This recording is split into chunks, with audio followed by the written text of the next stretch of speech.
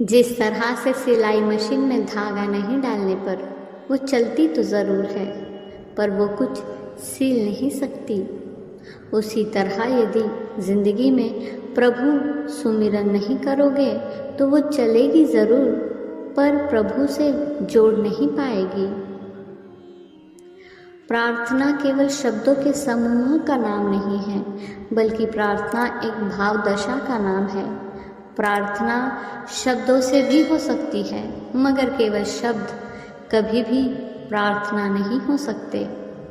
प्रार्थना अर्थात वो स्थिति जब हमारे द्वारा प्रत्येक कहे अनकहे शब्द को प्रभु द्वारा सुन लिया जाता है। प्रभु की प्रत्यक्ष उपस्थिति के अनुभव का नाम ही प्रार्थना है। पुकार और प्रार्थना दोनों में थोड़ा फर्क है। पुकार अर्थात प्रभु से आग्रह, अपेक्षा और किसी चाह विशेष की स्थिति। प्रार्थना हृदय की वो भाव दशा है जब हमारे पास परम धन्यता के सिवा कुछ और शेष न रहे।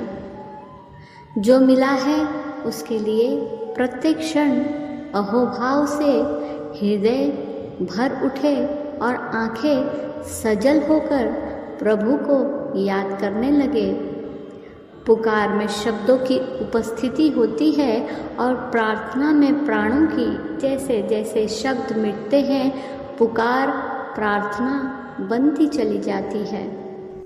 श्रीमद् भागवत गीता में भगवान श्री कृष्ण अर्जुन को कहते हैं कि मेरी बनाई हुई ये माया बड़ी दुस्तर है, इससे बड़े बड़े ज्ञानी भी मुक्त नहीं हो पाते, लेकिन जो मेरा निरंतर भजन सुमिरन करते हैं वो मेरी कृपा से इससे मुक्त हो जाते हैं।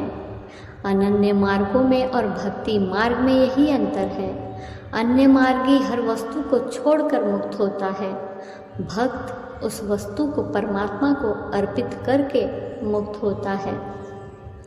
माया को मायापति की ओर मोड़ दो तो माया प्रभाव ना डाल पाएगी। लक्ष्मी तब तक ही बांधती है जब तक वह अपनी देह के सुखों की पूर्ति में ही खर्च होती है।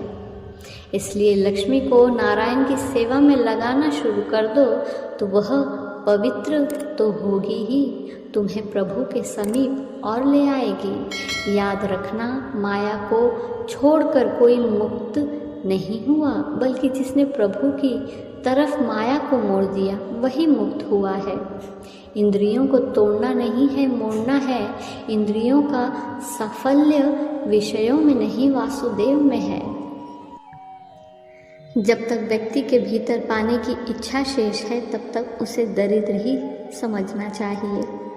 सुदामा जी को गले लगाने के लिए आतुर श्री द्वारकाधीश इसलिए भाग कर नहीं गए कि सुदामा के पास कुछ नहीं है, बल्कि इसलिए गए कि सुदामा के मन में कुछ भी पाने की इच्छा अब शेष नहीं रही थी।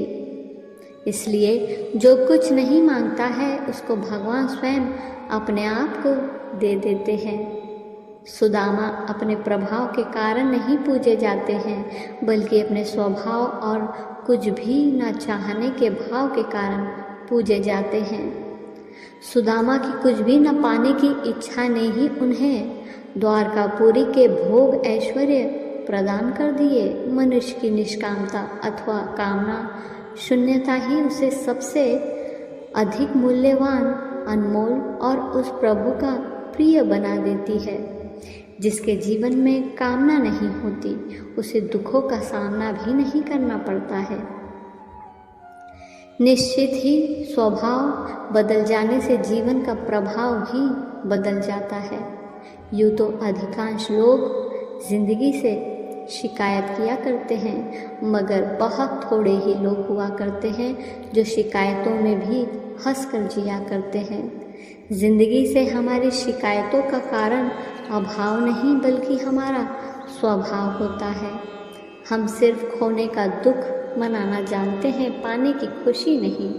खुशी के लिए काम करोगे तो खुशी ही मिलेगी, यह निश्चित नहीं, मगर खुश होकर काम करोगे तो खुशी अवश्य मिलेगी। जिंदगी से शिकायत करने की अपेक्षा जो प्राप्त है उसका आनंद लेना सीखो। यही जीवन की वास्तविक उपलब्धि है। शांति एवं आनंद उसी के जीवन में होता है जिसकी दृष्टि क्या क्या खो दिया की अपेक्षा क्या क्या पा लिया इस पर होती है।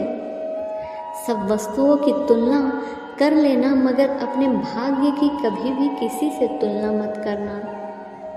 अधिकांश लोग द्वारा अपने भाग्य की तुलना दूसरों से कर व्यर्थ का तनाव मोल लिया जाता है। वो उस परमात्मा को ही सुझाव देते हैं कि उसे ऐसा नहीं ऐसा करना चाहिए था। परमात्मा से शिकायत मत किया करो। हम अभी इतने समझदार नहीं हुए कि उसके इरादे समझ सके। अगर उस ईश्वर ने आपकी झोली खाली की है तो चिंता मत करना, क्योंकि शायद वो पहले से कुछ बेहतर उसमें डालना चाहते हो। अगर आपके पास समय हो तो उसे दूसरों के भाग्य को सराहने में न लगाकर स्वयं के भाग्य को सुधारने में लगाओ। परमात्मा भाग्य का चित्र अवश्य बनाता है, मगर उसमें कर्म रूपी रंग तो खुद ही भरा जाता है।